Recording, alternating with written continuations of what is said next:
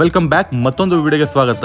Just ಈಗ ನಾವು ಒಮನ್ನ ಮಸ್ಕತ್ತಲ್ಲಿ land ಆದ್ವಿ. ಏರ್ಪೋರ್ಟಿಂದ ಹೋಟೆಲ್ ಕಡೆ ಓಡೋಣ ಅಂತ ಹೊರಟಿದ್ವಿ. ಈ ರೋಡ್ಗಳು ನೋಡಿ ನಮ್ಗೆ ಆಶ್ಚರ್ಯ ಆಯಿತು. ಯಾಕಪ್ಪ ಅಂತಂದರೆ ಈ ಬೆಟ್ಟ ಗುಡ್ಡಗಳ ಒಂದು ರಾಶಿನೇ ಇದೆ. ಈ ರಾಶಿ ಒಳಗಡೆ ಒಂದು ಸಮತಟ್ಟಾದ ಒಂದು ರೋಡ್ನ ಮಾಡಿದ್ದಾರೆ. ಅದು ಸ್ಟ್ರೈಟ್ ರೋಡ್ ಆಗಿದೆ. ನಿಮ್ಗೆ ಎಲ್ಲೂ ಅಪ್ಪು ಮತ್ತು ಡೌನ್ಸ್ ಜಾಸ್ತಿ ಸಿಗೋದೇ ಇಲ್ಲ.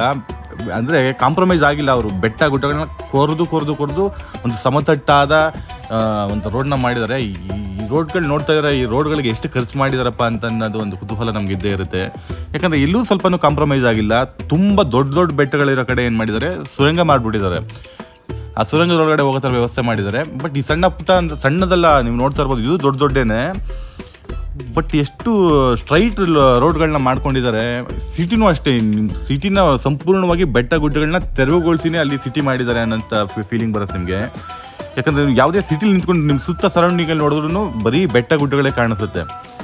ಆಮೇಲೆ ಬೆಟ್ಟದ ಹಿಂದೆನೇ ಮನೆ ಕಟ್ಟಿರೋವಂಥದ್ದು ನಾನು ನಿಮಗೆ ತೋರಿಸ್ತೀನಿ. ಬಟ್ ಏನಿದೆ ಈ ಮಸ್ಕತ್ತಲ್ಲಿ ನೀವು ಕಣ್ಣಾಯಿಸಿದಷ್ಟಕ್ಕೂ ಬರೀ ಬೆಟ್ಟ ಗುಡ್ಡಗಳೇ ಕಾಣಿಸ್ತಾ ಇರುತ್ತೆ. ಬಟ್ ಎಲ್ಲೂ ಕಾಂಪ್ರಮೈಸ್ ಆಗದೆ ಇಷ್ಟು ಒಂದು ಸುಂದರವಾದ ರೋಡ್ ಮಾಡೋದೇ ನಮಗೆ ಆಶ್ಚರ್ಯ ಅಂತ ಅನಿಸುತ್ತೆ.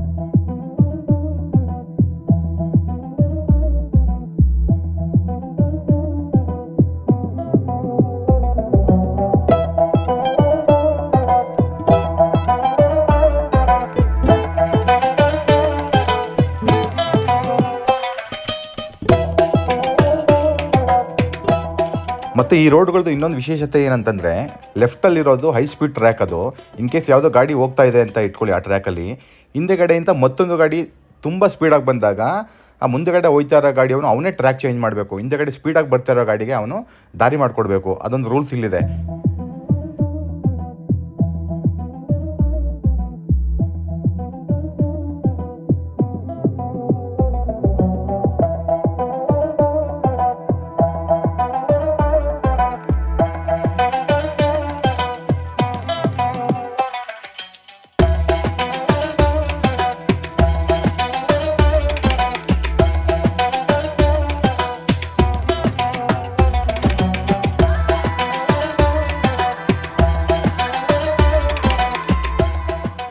ಬಿಲ್ಡಿಂಗ್ ಕಟ್ಟಿದ್ದಾರೆ ಎಕ್ಸಾಕ್ಟ್ಲಿ ಹಿಂದೆಗಡೆ ಅದು ಮೌಂಟೇನ್ ಥರ ಇದೆ.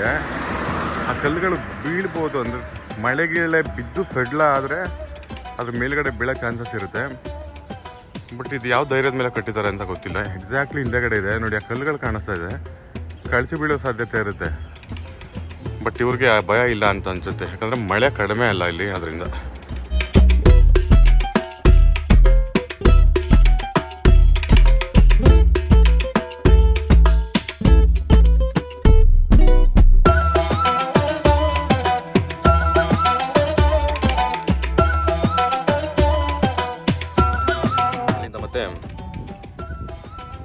ಬೋಟ್ ತೊಗೊಂಡು ಹೊರಡೋದು.